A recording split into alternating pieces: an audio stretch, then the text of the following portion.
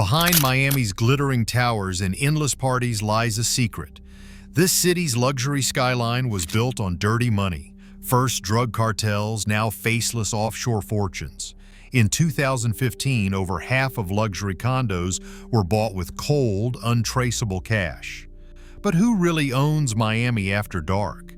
The answer is a story few dare to expose. Miami's transformation into a global playground for the rich began with blood money and briefcases full of cash. In the early 1980s, the city's skyline was still young, but cartel fortunes were already pouring into the sand. At 100 Lincoln Road, a luxury condo changed hands for $250,000, far above market price. The buyer, a shell company called Rediba Corporation, later traced by federal agents to the Medellin cartel's inner circle. Juan David Ochoa Vasquez, W-A-H-N David Ochoa Vasquez, a name whispered in the corridors of power and crime, used associates to conceal ownership. Two cashier's checks, each for $125,000, moved through Miami banks notorious for looking the other way. The money was clean on paper, but every dollar came from cocaine shipments and violence. Federal agents, armed with subpoenas and a growing sense of urgency, launched Operation Greenback in July 1979. Their headquarters, a nondescript office in downtown Miami, became the nerve center for America's first major anti-money laundering task force. The operation wasn't about catching smugglers on speedboats. It was about following the cash as it seeped into real estate, banks, and the city's bones. Over 6 years, Operation Greenback seized more than $125 million in drug profits. Nearly 500 people were indicted with over 300 convictions. But for every forfeited condo, dozens more slipped through the cracks, protected by layers of lawyers, offshore corporations, and a system built for secrecy. A retired agent, voice rough with memory. You'd walk into a closing and know, just know, the buyer wasn't who they said, but the paperwork checked out, and the checks never bounced. That's what made Miami different. The money didn't just pass through, it stayed, bought a view, and never left. The city's banks, hungry for deposits, barely questioned the source. Real estate brokers closed deals with no questions asked. Miami's laws made it easy to hide true ownership behind a veil of shell companies and nominee buyers. Operation Greenback exposed the playbook. Bulk cash, cashier's checks, and condos held by faceless corporations. The federal crackdown forced traffickers to adapt, but the lesson stuck. If you could hide cartel millions in plain sight, what else could you bury in glass and steel? By the mid-1980s, Miami's luxury market was no longer just a playground, it was a vault. The seeds of today's invisible fortunes were sown in those years, watered by a river of dirty money and the promise that in this city, anything could be bought if you knew how to pay. A luxury tower rises on Brickell Avenue. The glass is flawless, the lobby silent, the mailbox is untouched. At midnight, the skyline glows with emptiness. Dozens of apartments dark, floor after floor. These are not homes in the ordinary sense. They are vaults, each unit a numbered box in the sky, owned by companies with names like Golden Palm Holdings or Blue Water Assets, LLC. The real owners are rarely seen. Sometimes they're a lawyer in Panama, a trust in the British Virgin Islands, or a Delaware LLC with no employees and no office. In Miami, property records list corporations, not people. The law does not require disclosure of who stands behind the company. This is structural concealment by design, not accident. In 2015, more than half of all Miami-Dade home sales, 53%, were paid in cash. For new construction, the number reached 90%.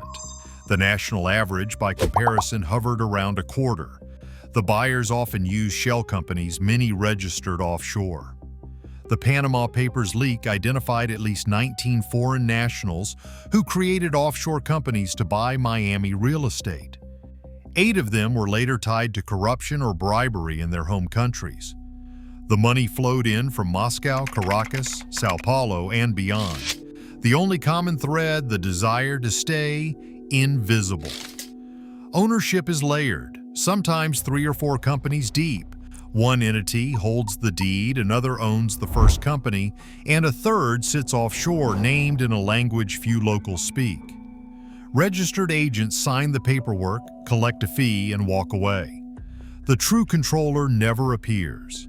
This is how a Russian oligarch can own a penthouse in Sunny Isles, or a former minister from Central America can park millions in a high-rise on Biscayne Bay without ever setting foot in Miami. The result is a city where luxury towers are often half empty. Analysts estimate that up to 30% of high-end condos sit vacant most nights. The darkness is a sign.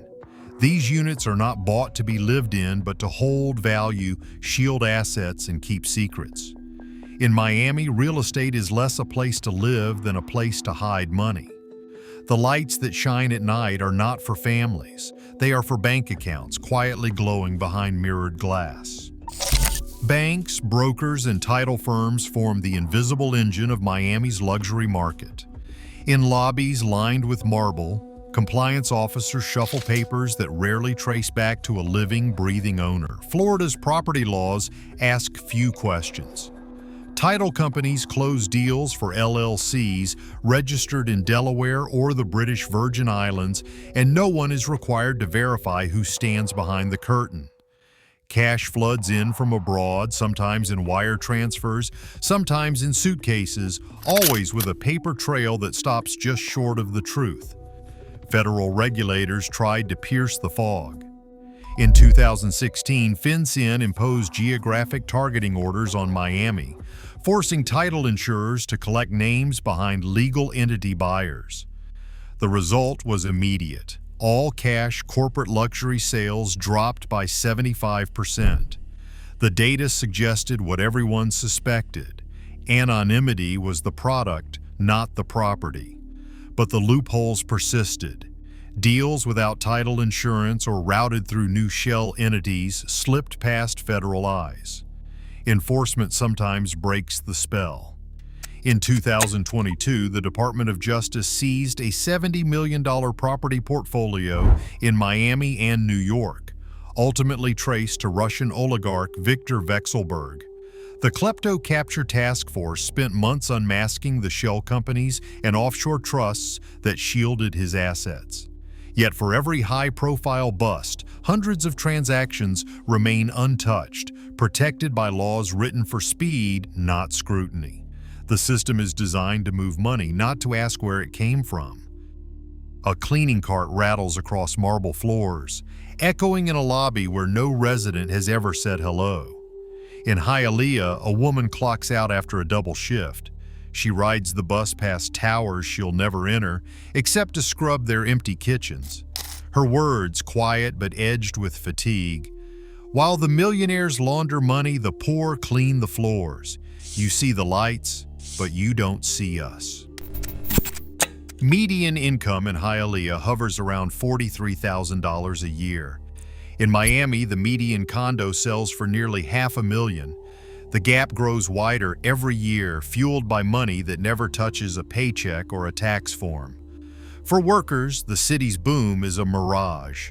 Rents climb, groceries cost more, and the skyline glitters with opportunities that aren't for them.